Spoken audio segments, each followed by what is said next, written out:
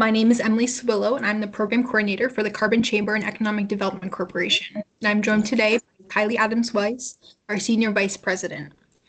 Here at the Chamber, we wear a lot of hats, and one of my hats is social media marketing. I'm excited to share a little bit about how we make social media such a big part of our marketing strategy without it overwhelming our day-to-day tasks.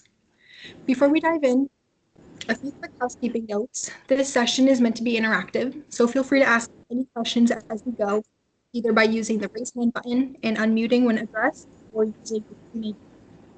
Also,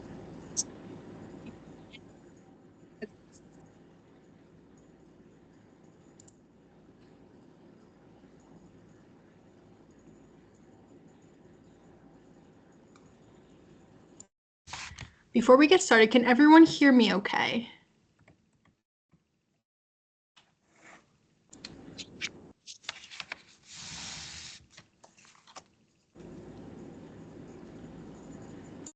Okay. Sounds a lot better. There we go. Okay, perfect. All right. So we'll be sending out the full slide deck and a resource guide after today's presentation. So please don't feel like you need to be taking frantic notes or anything. The goal today is to help you understand the why behind social media and give you the practical tools you can actually use. Today we'll cover social media strategy, setting goals, basic content types, simple design tips using Canva, caption writing basics, and how to understand what's working using analytics. Before we get started, we would be remiss if we did not thank the sponsors who make events like this possible. Today's event is part of our CCEDC Lunch and Learn series, and we're proud to partner with local organizations to bring educational programming for our members. On behalf of our CCEDC team, we would like to thank our series presenting sponsors, Lehigh Valley Hospital Carbon, Pocono County's Workforce Development Area, Carbon PA Career Link, and our gold sponsor, Mach Chung Trust Company. Thank you. All right, let's get started. Now that we've set the stage for what today's session is all about, let's start with the foundation of everything we'll talk about, social media strategy. When we talk about social media strategy, we're really talking about posting with intention, not just posting to stay active. As social media strategy is a clear plan for how you use social media to support your goals. It helps define who you're trying to reach, what you're posting, where you show up online, and why it matters. Without a strategy, content can feel random. You might be posting consistently, but the results can be unpredictable. With a strategy, every post supports a goal, whether that's awareness, attendance, or engagement. That's why strategy really matters. It creates consistency and clarity. It saves time, reduces guesswork, builds trust and visibility, and helps turn engagement into real results.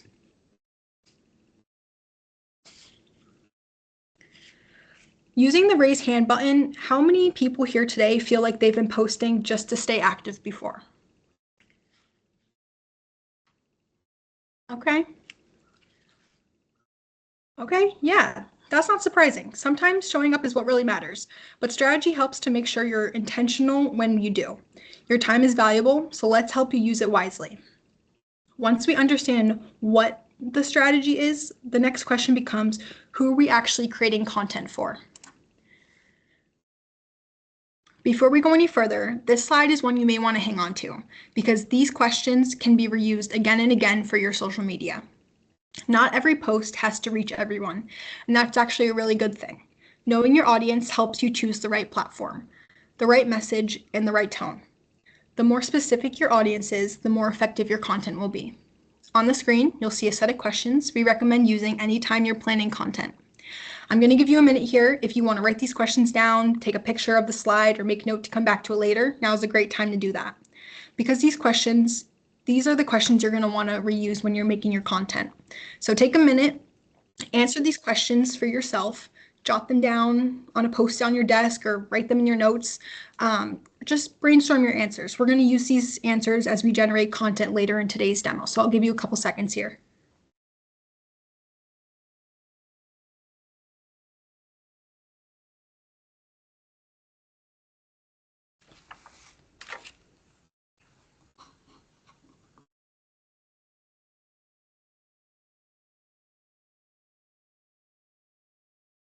All right, if everyone had a chance to kind of write these down, take a picture, I want you to ask yourself, who am I trying to reach? What do they care about? Where are they spending their time online? And most importantly, what action do I want them to take after seeing this post? When you're clear on who you're talking to and what you want them to do, creating content becomes much easier and a lot less overwhelming. And once we know your audience, the next step is figuring out what we actually want social media to do for us, which brings us to our goals. This is where a lot of people have that kind of like aha moment with social media. Not every post needs to sell something. Awareness and engagement often come before leads and sales, and that's completely normal. Clear goals help you decide what to post and how to measure success. If your goal is awareness, your content will look different than if your goal is traffic or signups. The key is setting realistic and clear goals so social media feels intentional instead of overwhelming. When thinking about setting your goals, we suggest focusing on 4 opportunities to market your business. Those being brand awareness. This is a deep dive into who you are as a company, not just what you do, but your drive, your mission, your story. For example, at the CCEDC, we like to show behind-the-scenes content about our members and our team to give approachable, bite-sized pieces to share what our chamber is all about. The next being engagement. Engagement is how people are interacting with your posts. Your likes, your comments, shares, saves, whatever that may be. This is good for boosting your visibility on people's feeds, but also because you can get real-time engagement with your customers. So using polls, surveys, or even like drop your comment below, this can give you valuable insights into your followers and your customers. Next is website traffic. The goal of social media is ultimately to drive traffic to your website or event page, online shop, reservation site, whatever it may be. A simple learn more link can do wonders to drive your followers to your website. And finally, leads or sales. Using that call to action, you can turn followers into inquiries, signups, or customers. So now that we know what our goals are, let's talk about what kinds of posts actually support these goals. This slide helps to connect the dots between goals and content. Posting without a goal often leads to mixed messages, but when your content matches the goal, your results become clearer and more effective. Understanding the type of content you can post can help you bring a variety to your feed and show a fuller picture of who you are as a brand or business. For example, awareness posts introduce your business and build visibility. Promotional posts ask for action, and storytelling posts help people trust you. Let's say I own a bakery and I want to schedule 3 posts this week, one of each, to add variety to my feed. My goal is to promote what I do and also connect to my followers to remind them there's a human in the kitchen, making things from scratch and with love. An awareness post could be a behind-the-scenes video of me preparing and executing a big order, or even a video of me making a fabulous cake. A promotional post could be a special offer that I'm offering for an upcoming holiday. So let's see, Valentine's Day is right around the corner, and maybe I'm offering a 10% off Valentine's Day cookies. Whether I'm using a photo or a graphic, I'll include a call to action to encourage people to click and purchase, or call to order. Next would be a storytelling post. These are some of our favorites here at the Chamber because this is a testimonial. It could be a great Google review shared on your page, or a video of a happy customer. It could be an unboxing of those beautiful cookies. It's going to be something that gives the followers more than just your perspective. It's going to give background information that allows them to emotionally connect with your brand. As you can see, not all content serves the same purpose, but that's a good thing. Having a variety of content helps to engage different types of followers and shows a fuller picture of who you are as a brand or business. When your content matches your goal, the results become clearer and more effective. I want you guys to think about brands or businesses you love and the posts you engage with on their social media and what they do to catch your eye, kind of. Were they relatable, funny, teach you something new? Your business is doing the same thing for customers and future customers too. Before we head into the next section, are there any questions that we should be addressing? Anyone have any questions out there? Feel free to unmute or leave it in the Q&A.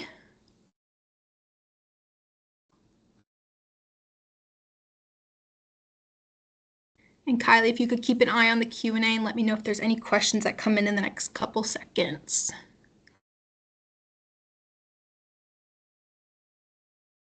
If there are none, that's okay. We can head over to the next section. All right, so now that we've talked about strategy and content, let's shift gears and talk about how to actually create those posts. This is usually the part where people either get excited or a little bit nervous.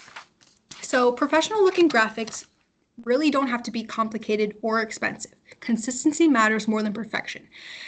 And there are templates and brand kits that can be a huge time saver and help keep your content looking polished. You don't need to be a designer, you just need a system that works for you. Today we're going to dive into Canva. If anyone has used this platform before, let us know by clicking the raise hand emoji. We just want to get a feel for if anyone has used it before. Okay. Great. I'm glad to see that we've had at least a few folks who've used this before. Today, Kylie's going to walk you through the creation of a graphic from choosing the right size for your platforms, whether you're selecting a template or building from scratch, basic design do's and don'ts, and how to customize your graphics. Before we jump into Canva, let's quickly talk about what information graphics should include. When it comes to most graphics, less really is more. One of our sayings at the Chamber is, save it for the caption. Your graphic should really have key information, but not everything. Because you're sharing this for social media, your caption and call to action are going to direct your audience to learn more. You don't need a paragraph explaining that on your graphic. Your goal is for someone to understand what the product or event is and why they need and what they need to do next at a glance and in just a few seconds. For example, this is a graphic for an event we're having in just a few weeks. Just like we did with today's event, we already have a landing page on our website that has a full event description. So this event covers the basics: who, what, when, where, price if applicable, how, and logos. All right, let's break that down a little now. The who. This may seem redundant since you're sharing this to your page, but it's important to remember that graphics may be shared by someone other than you. Maybe it'll be forwarded to a friend or colleague, so we need to include the who is hosting this event or sharing this product. In this case, the Carbon Chamber and Economic Development Corporation is hosting this event, and we state that clearly in the graphic. Next is the what. In this case, our product is an event, our Economic Development 101 Lunch and Learn. We include this title plus an optional tagline to expand upon it, but again, not a paragraph. When and where. Again, this is an event, so our when and where is pretty obvious. When is the event? That's the date and time. And where I'm going if I want to attend, so the location and the address. If this was a product or a promotion, you may leave off the where, but the when could easily be the length of the sale or promotion, or even a while supplies last type of tagline as well. The price, this is an if applicable item. In this case, we're selling tickets, so we include the price.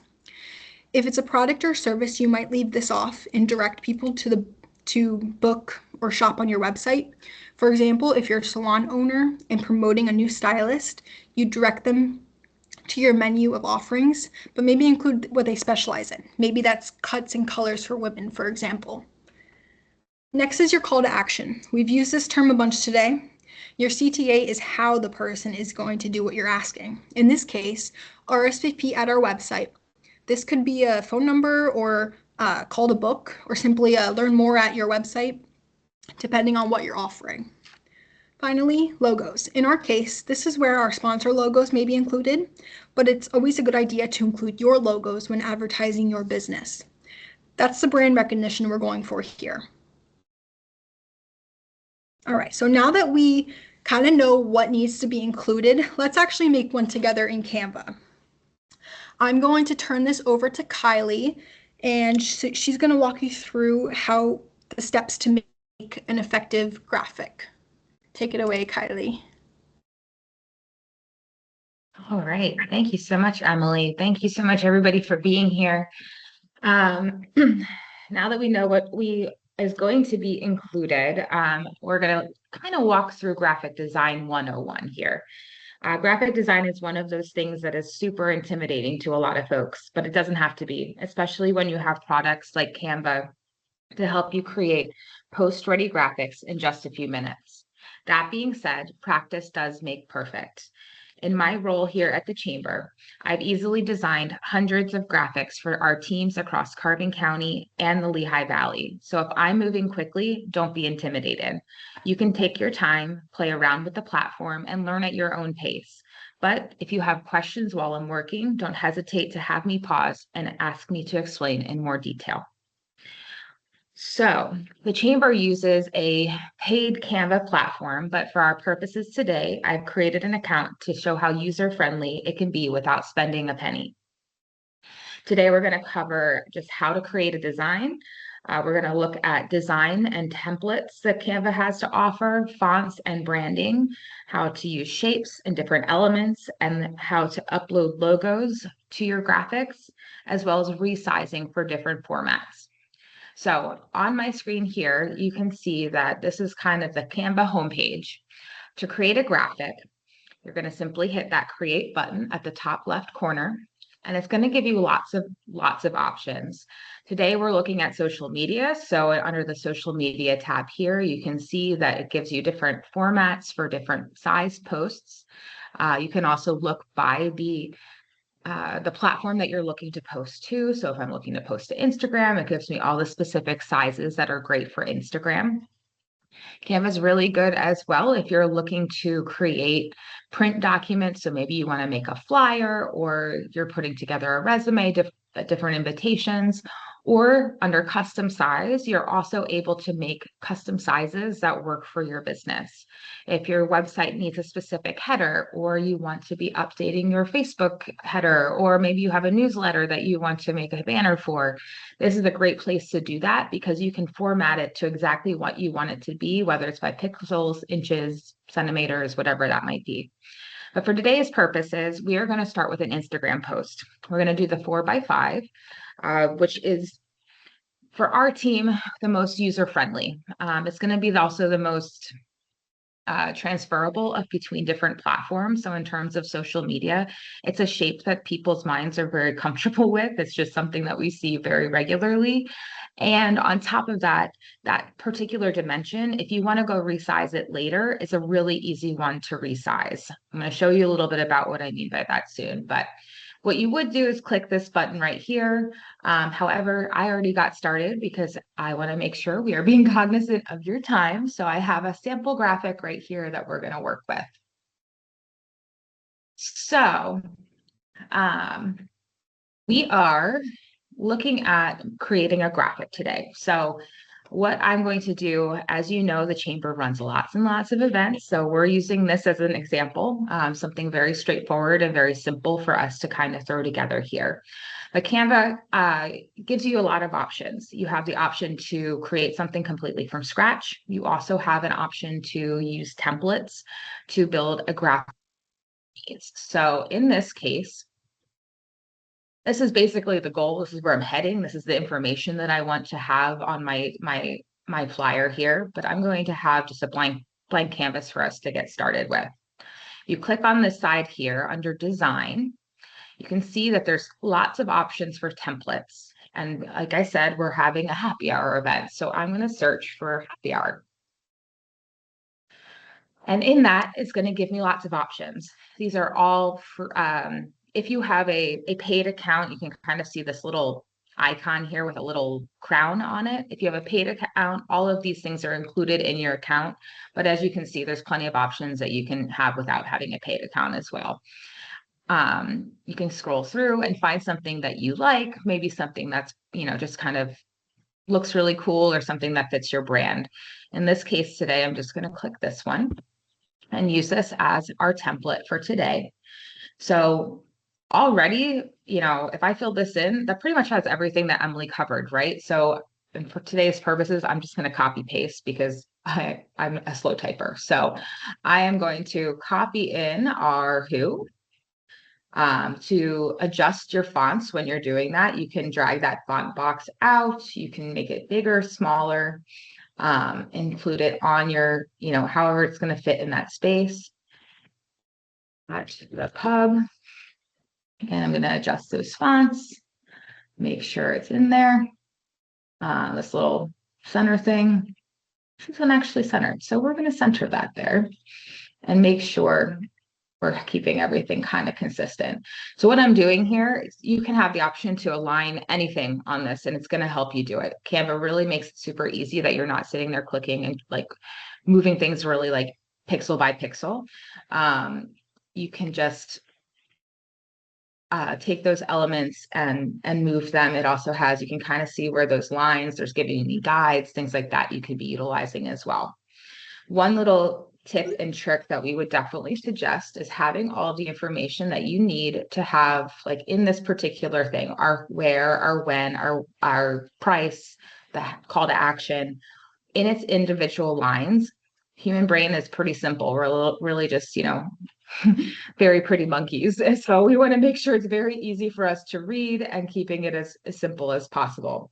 Now, this right here is perfectly great little flyer, right? I have all the information that I need, less our logo. I would have our logo on there. So maybe I also kind of don't like that it's covering up the entire, picture there. I think that picture is kind of the cool part.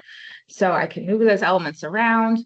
And if I want to upload my logo, I'm going to go to uploads. I already have all of our stuff there, but you can upload from your file or from your computer, any sorts of graphics. In this case, I'm going to use a white one because I think it just kind of looks nice with what we're looking at here.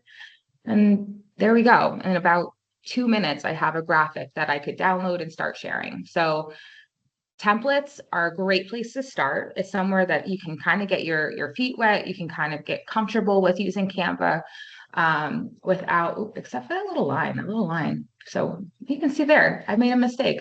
I can't click on that line right now because this text box is in front of it. So if you use position, you can actually go into your layers and either select that element and kind of find a way to do that. Or I can also, if this was still in back, I could like move it backward and forward using these little arrows there. But anyways, perfectly decent graphic. But I also want to show you how you could build something from scratch. So when we went back to those templates, one of the ones that stuck out to me was this one with a martini glass on it. I just liked that it was like super simple. If you click on it, obviously it's going to tell me I have to pay for it, but at least I kind of get to preview what it looks like. And so that's the graphic that I kind of used to build the graphic I made up above. Basically, the elements I'm looking at here are this kind of cool divided background. I have a nice martini glass in the front, a big clear title on that graphic, and the rest of the information down below. But if it's free, it's for me. And so we're going to start with that as an inspiration and then move forward. So that's where you start to use elements. This elements button is going to give you all sorts of different things. You can generate different shapes. You can also use graphics. So Canva has tons of really cool, like little flowers and, different shapes and things that are just fun to use. They also have photos and a lot of free photos that you can be utilizing. So if I wanted a photo background for our happy hour, I could search that. Again, all the ones that have those little crowns on them are paid, but as you can see, there's tons of photos I could use. So maybe I want to use this bar as my background. Could set that as an image, and then I have a cool thing I could build upon. But again, that's not what we're doing today. So you have frames, you have all sorts of things you can work with. But in terms of today, we're going to start with a square. To resize image anything, you can drag and include them on your screen here. Just kind of use those different little icon things there to drag them. Color of my image, I click this little icon here for color, and I can select all sorts of things. There's different ways to look at that. So Canva has kind of like default colors that you can look at here. So if I click see all, it's all sorts of a whole palette of colors that you could pick from. So upload colors for a brand kit. So Canva's pretty cool, even in the free version. So my brand kit here has the different colors. You see EDC's media kit. To do that, I can kind of just go in here and I can type in that hex code for those colors, and those colors are saved for me. I don't have to go in and type them a whole bunch of times every time I want to change a color or use that color again. It's just there for me to use. It also allows you to do gradients, which is what I did above, just to kind of have a little bit more visual interest there that we could work with. Next thing I need is a martini glass. So martini glass. I'm going to use graphics. Again, there's photos, all sorts of things that you could be working with here. For ours, I'm going to use a graphic. Again, lots of things, paid options here, but a ton of free options too. Like all these here, some different photorealistic ones.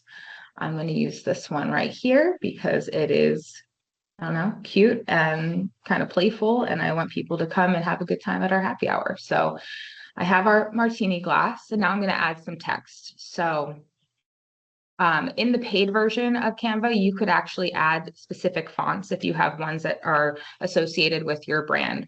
I don't have that here for the free version, but you can simply just continue to use those fonts as well. To do this, I'm going to add a text box.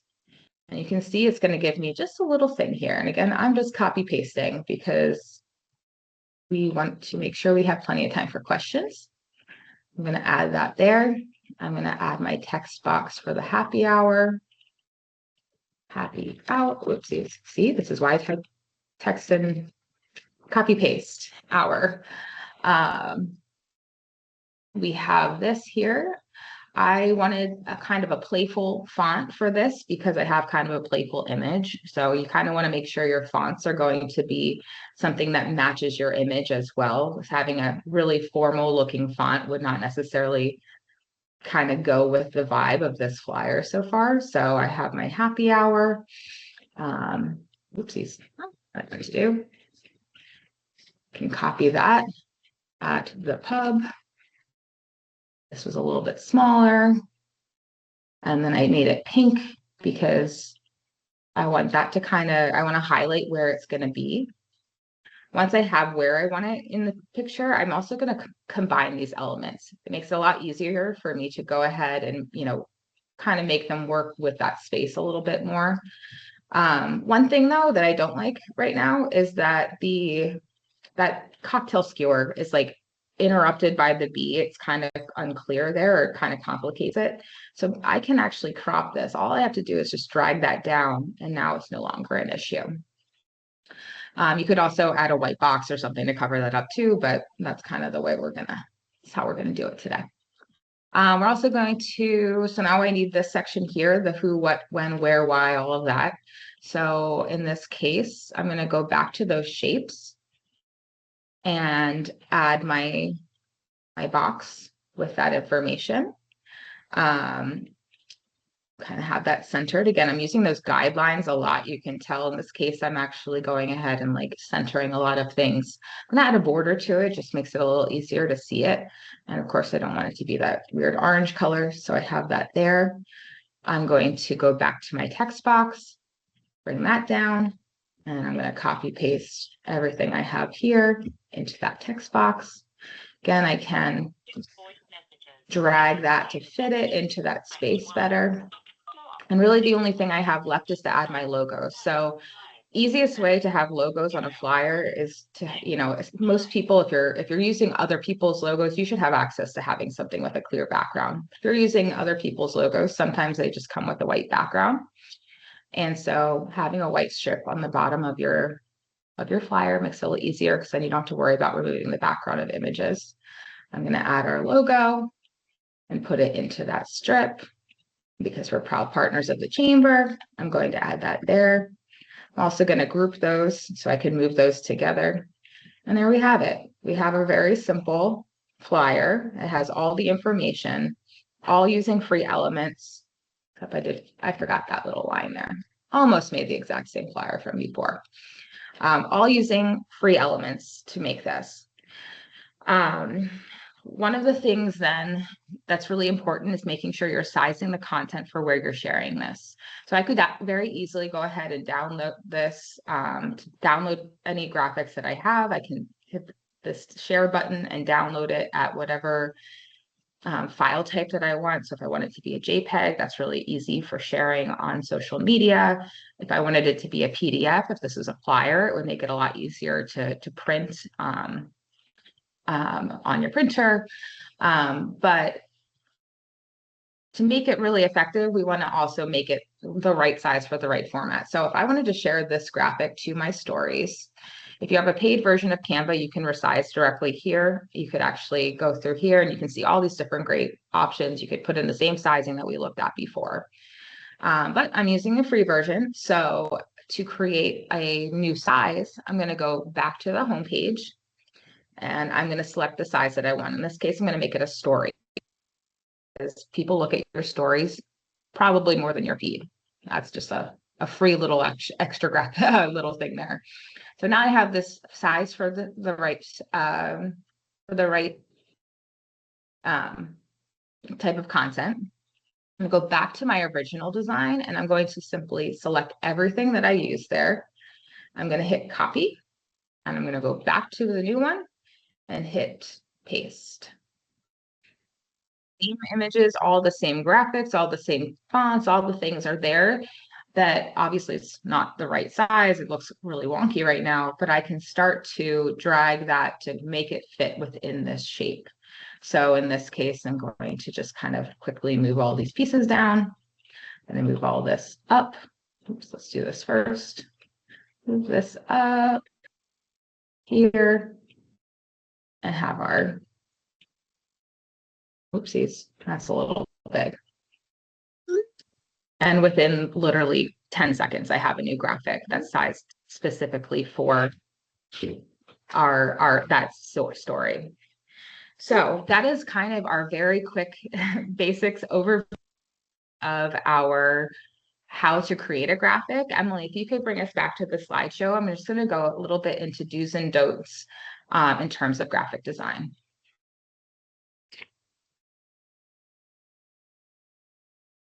All right, so a successful graphic can have all the necessary information on it, but still not hit your key groups if the elements of the design are not met.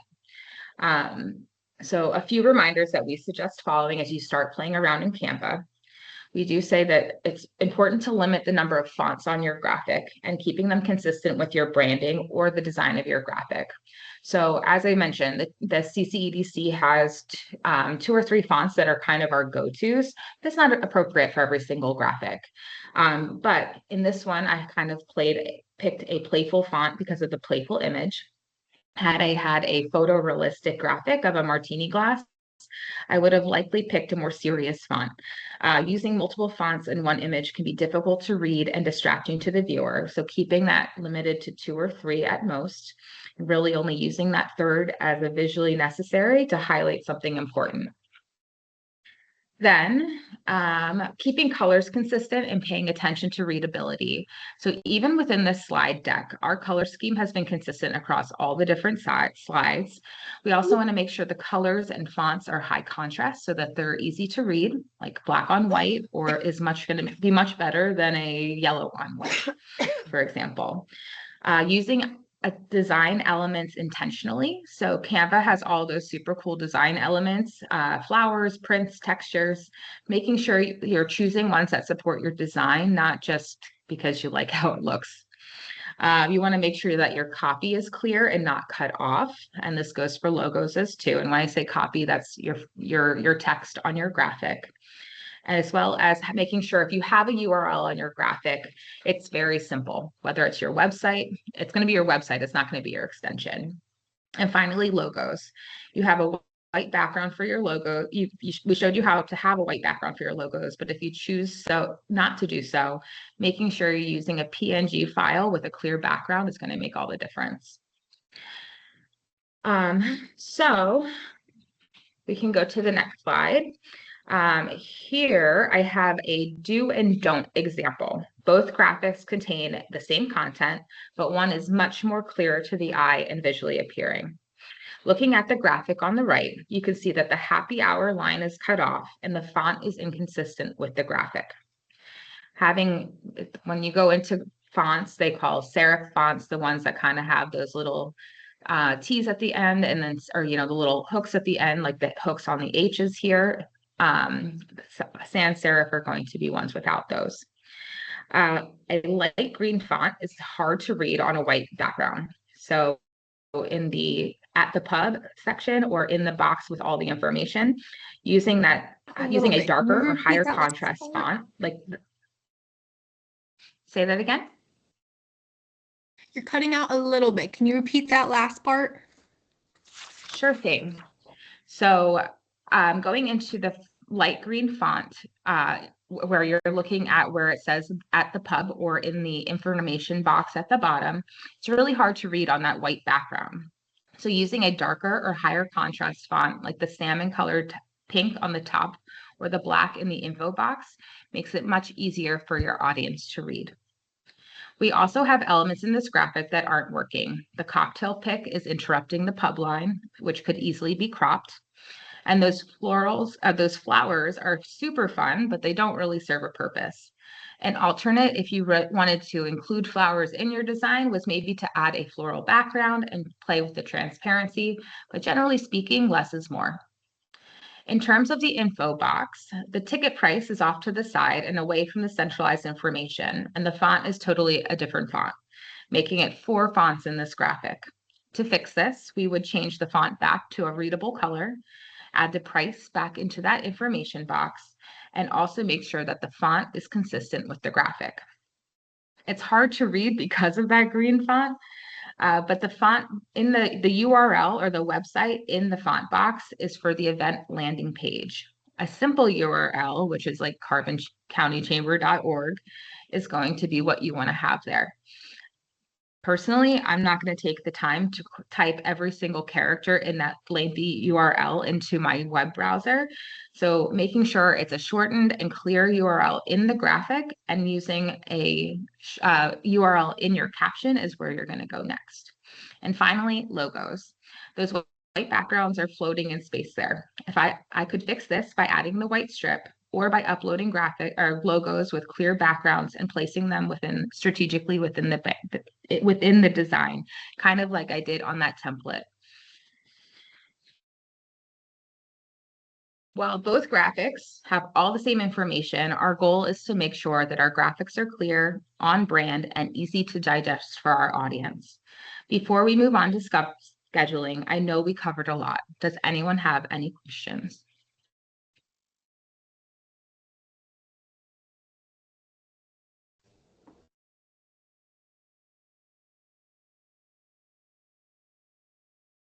Okay. If you have any other questions, feel free to drop them in the Q&A. We'll make sure we have time to address them at the end. Great. Emily, take it home. Okay, thank you, Kylie. So for the next steps, once your content is created, the next question is, how do we get it posted without it taking over our day? Free tools like Meta Business Suite and ChatGPT make it easy to create content, schedule posts, and manage engagement. While there are plenty of paid scheduling platforms, Meta Business Suite for Facebook and Instagram, LinkedIn and TikTok all have in-app options to manage and schedule content for free. When it comes to captions, an important thing to remember, captions don't need to be long, just clear, conversational, and actionable. ChatGPT can take the busy work out of writing captions for your content. It can help to generate multiple captions in mere seconds. Captions are also where you can expand upon your graphic, share more details, and add the final W to your who, what, when, and this is the why. Why should they click to learn more? Why should they follow? Why is this the best product out there? Why is this the event they want to attend? And finally, where you can put your link in your call to action. But remember, Instagram doesn't allow clickable links in the caption, so directing people to your bio is key. Finally, let's talk about how to tell if any of this is actually working. So social media analytics are the measurable metrics that tell you what's working and what's not in your social media strategy. And they don't have to be intimidating. We suggest you simply focus on key metrics to make sure you're hitting your goals. Those are reach, engagement, and clicks. Reach tells you how many people saw your post, and it's great for measuring awareness. It's going to show you who's seeing your posts, so your followers, your non-followers, and how many. Engagement shows whether your content resonated. Are people sharing it, liking it, commenting on it? That means you caught their attention and stopped their scroll, which is ultimately the goal. Clicks tell you how many people took action. Did they click the link to register or go to your website? You can find these insights directly on platforms like Facebook, Instagram, and LinkedIn if you're using business or a professional account. The key is to look for patterns over time. Which post performed best? What kind of content gets the most engagement? Use what's working as a guide for future posts. Now I want to show you kind of a step-by-step on how to schedule your posts and look for analytics. So I'm going to go over to Facebook. Once I am on my Facebook page, you're going to look on the left menu here, scroll down to Meta Business Suite, and you're going to go ahead and create your post. Oh, look, it's National Cheese Lovers Day. So let's say I was making a post. I'm going to hit that blue button. And first things first, you can decide if you want it to go on Facebook, Instagram, both. I'm going to do just Facebook for now. I'm going to add in the lovely graphic that Kylie made earlier. So once my graphic is in there, now it's time for the caption. So remember, you want to keep it clear, conversational, and include a call to action. This is where you can use ChatGPT to help you write the caption. Since we're creating this post for our happy hour, we're going to start with our event description and start our caption from there. But remember, today's all about strategy. So we're going to use what we talked about earlier with social media strategy. Using ChatGPT, we're going to reference the 5 questions we asked ourselves earlier on. Who are you trying to reach? What do they care about? Who are they? Where are they active online? What action do you want them to take? So using these questions to tailor your caption for your audience is going to be a big win in the end.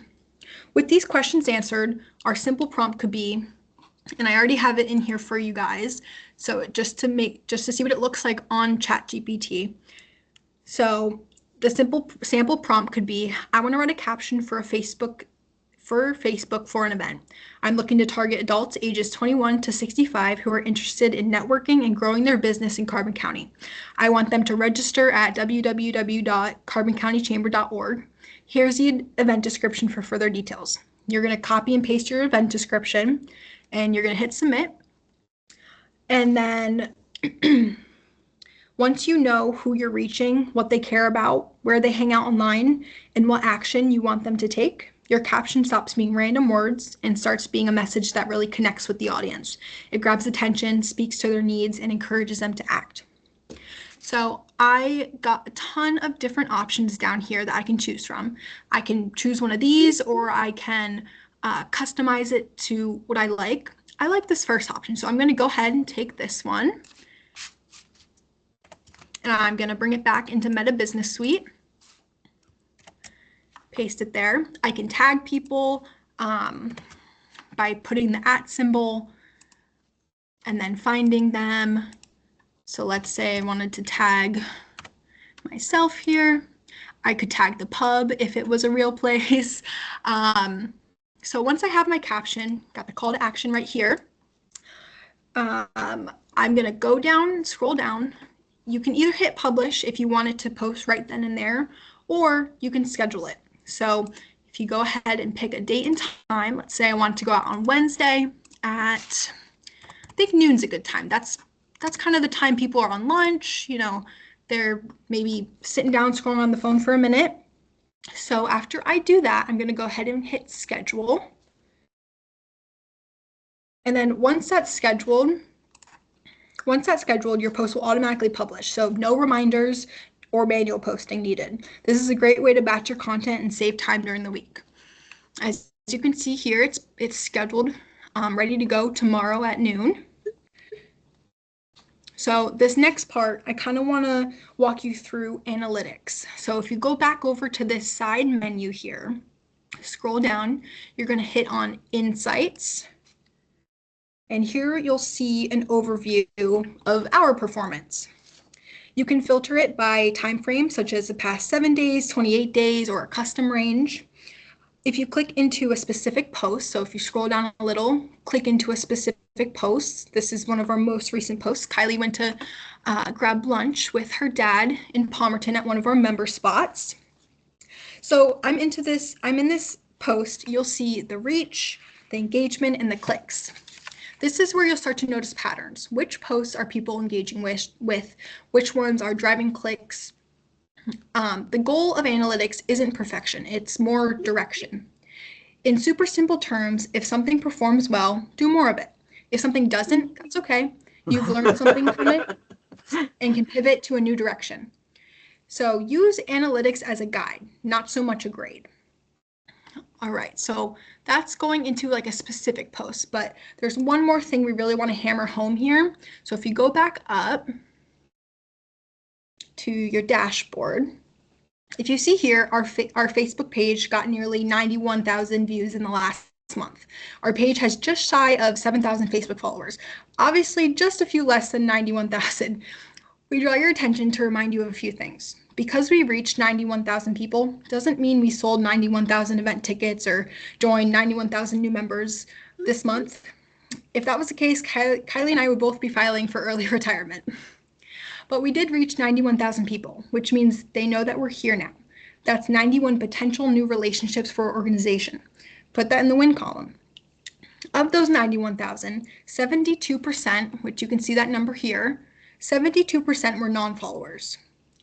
Remember, awareness and engagement often come before leads and sales. Aligned with our social media strategy, that means we're creating awareness for our brand and our members. That there are people learning who the CCEDC is through our platform. In this case, our Facebook page. We know that telling these stories for our members in our organization, helping people understand who we are and what we do, is going to drive our growth in the long run.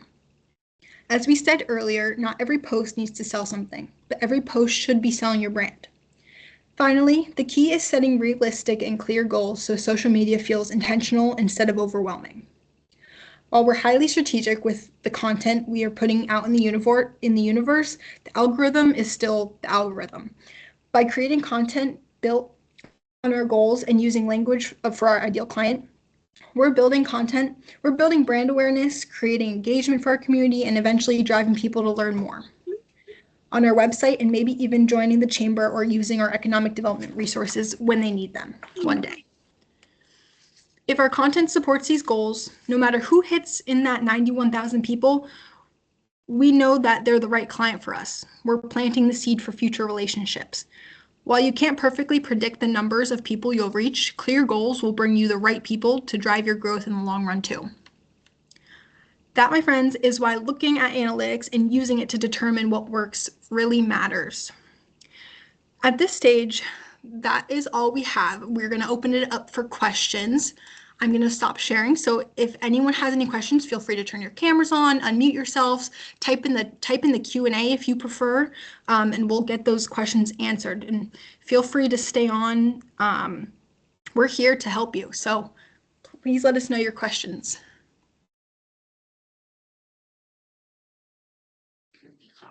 So Emily, there was one, I'm going to turn my camera on. There was one in the Q&A from earlier in the conversation.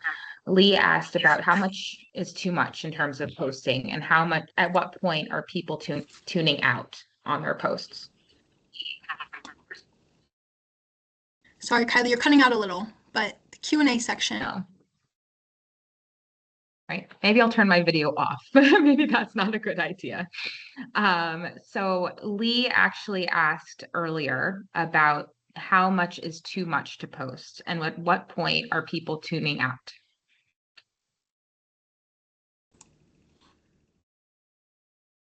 Sorry, my computer just buffered a little bit, but let me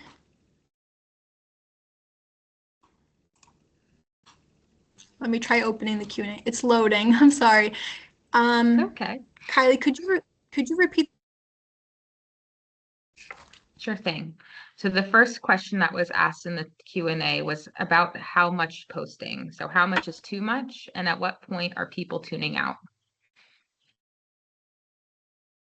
That's a great question. So it really depends on how much you feel is too much.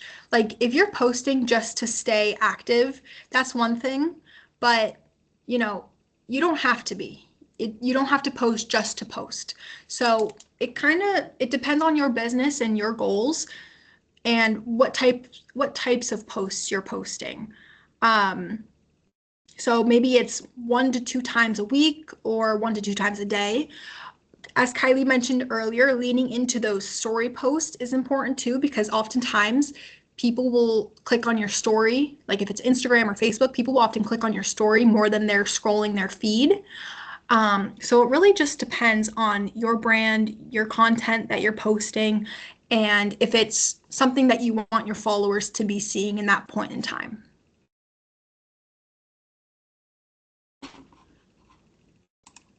Any other questions? Hi, this is Carol Lee. I have a question. Yeah, So, one of the things that I've been trying to do more of is reels. Things that I have learned and read about say the reels get you more views. And actually, I have a reel that has 58,000 views. I'm so excited. That's that's like my awesome. most viral video yet. The thing I can't figure out or I struggle with is how do can you schedule reels in Meta Business with trending audio, or does that, I was kind of given the impression that that doesn't really work, that I should post it on, how I'm doing it now, I guess I'll back up and tell you that is I post my videos on Instagram Okay. and then that automatically posts it on Facebook, but I don't use Meta Business because of using the trending audio when I upload it. So I don't know if you can, if you could talk a little bit to that. Gotcha. Yeah, yeah. So I feel like I think on Meta Business Suite, you might not be able to use trending audio. You might be able to use just like the general audios, which it that's not the best thing, because sometimes you have a really great audio you want to use. It's a great song or whatever it may be. But if you said you're manually posting currently, if you're doing that, there's actually a way. Let's say you're on your Instagram account and you want to post a reel, you can actually be scheduling that. So that's a feature that we use a lot. We, you know, make your video, edit it how you want, add in the audio you're using, and you can go ahead and schedule that. So it's not necessarily scheduling through Meta Business Suite, but it's scheduling through the native app, and you can still click, if you want to schedule on Facebook and Instagram, just Instagram. And I believe you can also schedule on Facebook as well, Okay. if that's helpful. It is. It's just it's so much, right? Because then the other thing I was told is to also, like post it once and then post it to the trial reel. So like Mhm. copying and pasting and posting it twice. It's very time consuming for us small business owners is I guess the Right, point. I was trying to absolutely. figure out if there was an easier way to do all that. Absolutely. Yeah, there's other, so I'll have to look around Meta Business Suite and get back to you, Carolee. Um, But I feel like there definitely should be a way to schedule those reels. I'm just not sure if you're going to be able to use um, a specific audio that you're wanting to use, like if it's trending or something. I could Okay. definitely look into that, and I'll shoot you an email with what I find. Oh, I Um, appreciate that. Thank you. yeah, of course. I don't know if anyone else online has been dabbling in the reels. I found it's given me more exposure than just my posts, and I'm getting a lot more views, but it's a lot. For Yeah. someone like me who's not used to making videos or it doesn't come naturally, Mhm. it's been quite a learning curve. Yeah, absolutely. And one of the, in the future, one of a next digital bootcamp we'll do is, kind of how to edit those videos, get those scheduled, picking the right audio. So definitely keep that in mind too, that, this isn't the only one we're doing. We're making it, it's a series. So we're going to kind of go over a lot of different things with social media. I would love that. Thank you. Yeah, of course. I will say, Carolee, I think you're doing an excellent job. So, we see and share your content often.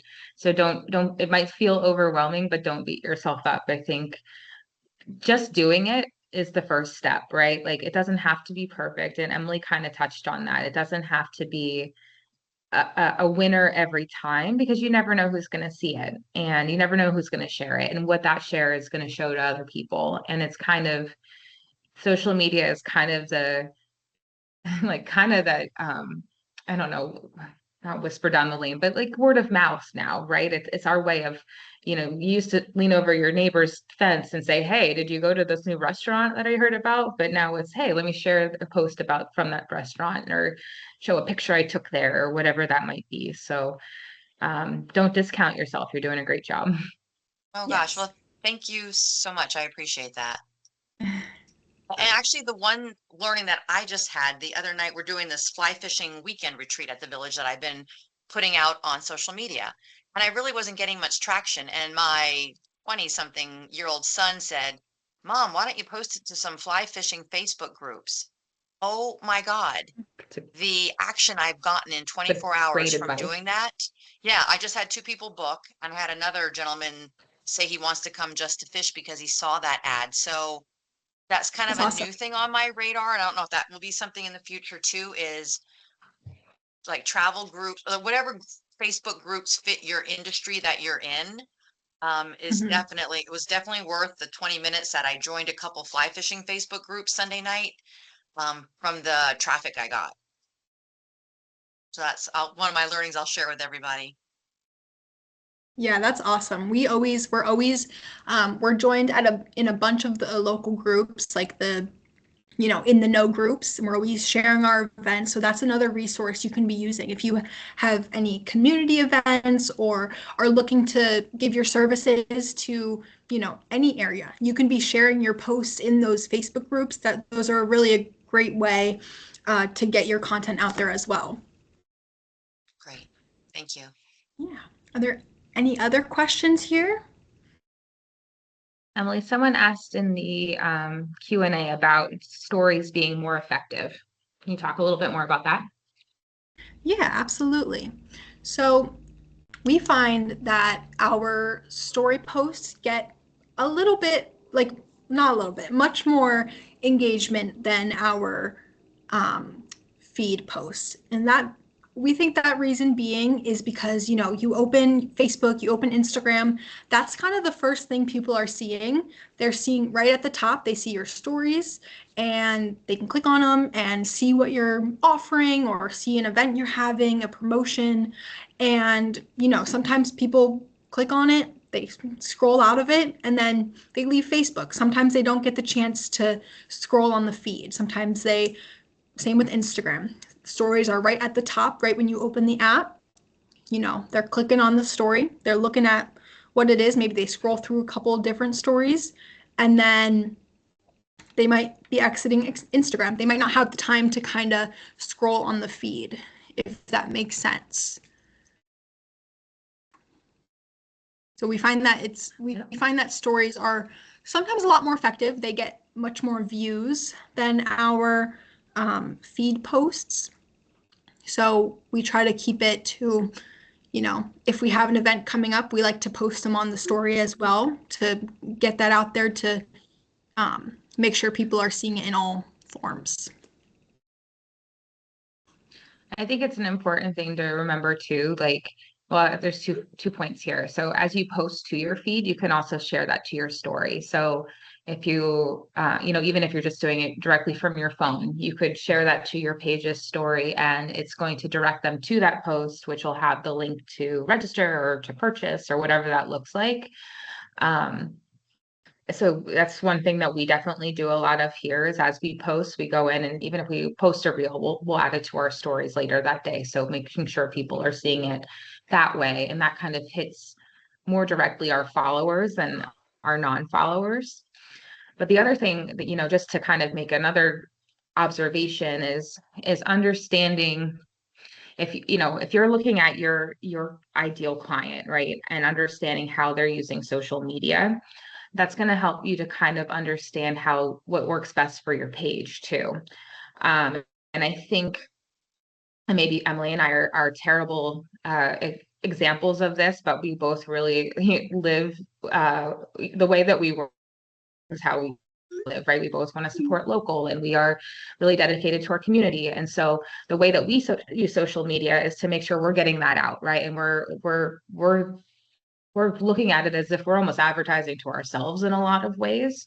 So looking at the way that we both utilize social media and using that to dictate how we are scheduling posts, when we're scheduling posts, where we're posting, so that, you know, if Emily's my ideal client, I'm using her schedule to kind of understand where I should be putting things. We do have a question from, or sorry, more of a statement than a question. Mike says, I wish I could remember to actually create videos. I'm just always in the moment and forget to create them. I guess I could set an alarm on my phone to remind me. That's always a good idea. But Yeah. I think, you know, especially in the moment, that's probably the hardest thing as a business owner, right? Especially, I know, Mike, you own your own photography business. You're you're there, you're doing your job, you're taking photos, and you're kind of just in it in the moment. I think some of the things that we can kind of, you know, look at are really almost, it does sound kind of silly to set an alarm, but like add it to your schedule, get there 15 minutes beforehand, and just, you know, get yourself set up, and then take some shots of where you're at, or like, you know, your setup or whatever that might be. I don't think it doesn't have to be like a giant undertaking. And I don't know, Emily, I know you handle so much of this for us, so I'm sure you can elaborate more. Yeah, we're always like building that into our day of schedule. You know, if we have an event, we like to get there early, take all the content we need. And you know, if you have some downtime during an event, you know, that can be your moment to kind of walk around, taking your pictures and videos. Maybe you're not walking around. Maybe you're showing, Mike, for in your case, maybe you're showing how you're setting up your camera, or your whole setup with the screen and the all your gadgets to help you do photography. So that behind the scenes content is really important. And it's really what people love to see, because they like to see all the steps that go into your business and your products. So yeah, setting that alarm for yourself, that's a great thing to do, to just remind you of, you know, hey, let me take some videos real quick. We often do that too. We get somewhere and I think to myself, okay, I know I'm gonna make a reel after this event, so let me go and take some pictures, take some videos of the setup. If it's a vendor event, go say hi to the vendors, take videos of them, that kind of thing. So setting that alarm is it sounds silly, but it's really helpful. And this is Carol Lee. If I could just chime in, So I know it Cheryl. is the 1 o'clock time frame. I want to Oh, make sure oops, sorry.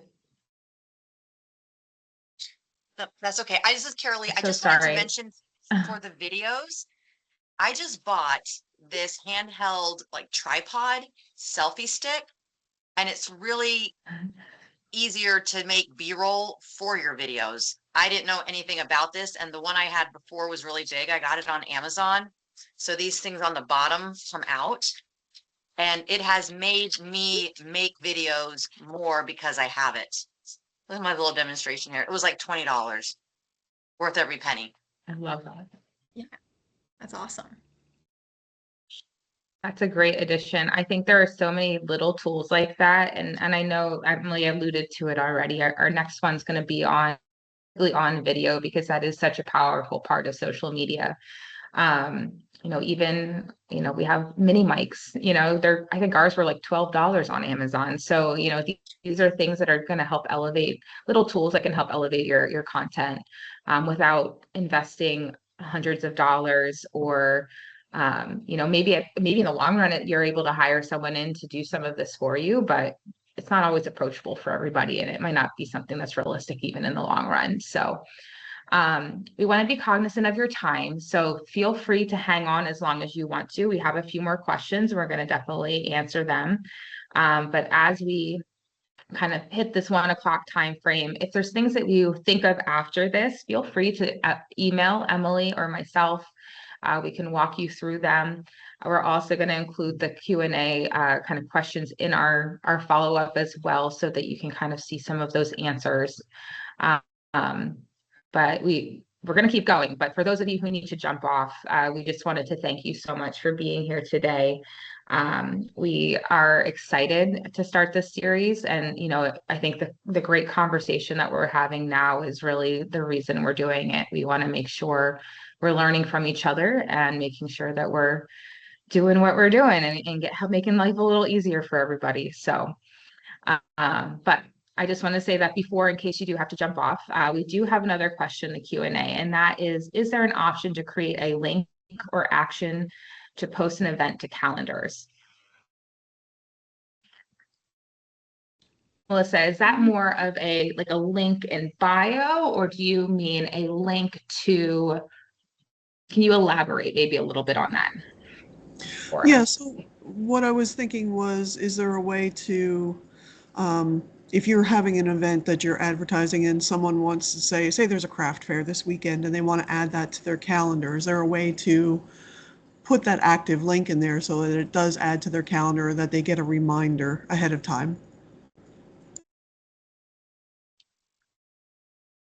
It's a really good question. I think it depends on where you're posting that event link. So if you have a link that's if you're using like a Eventbrite or a Ticket Leap or something along those lines, that you're able to that it's hosted kind of on an external place.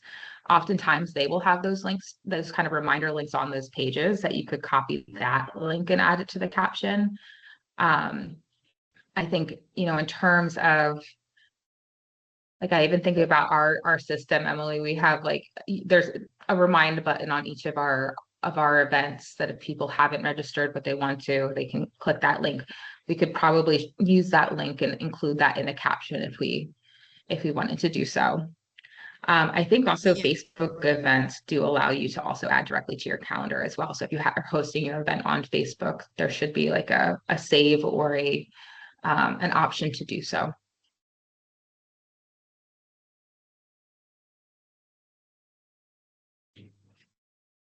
Okay, now actually, very curious. Any other questions? Are there any other questions?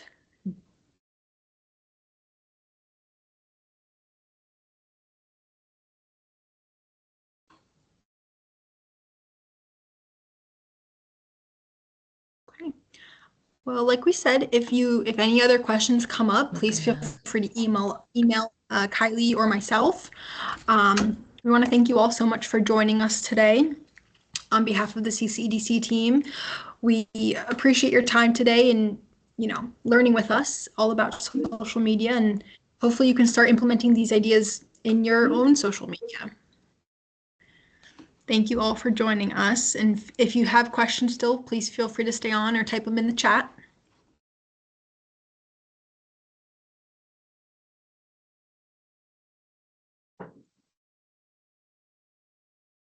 Carolee, I'm jumping off. Thank you so much.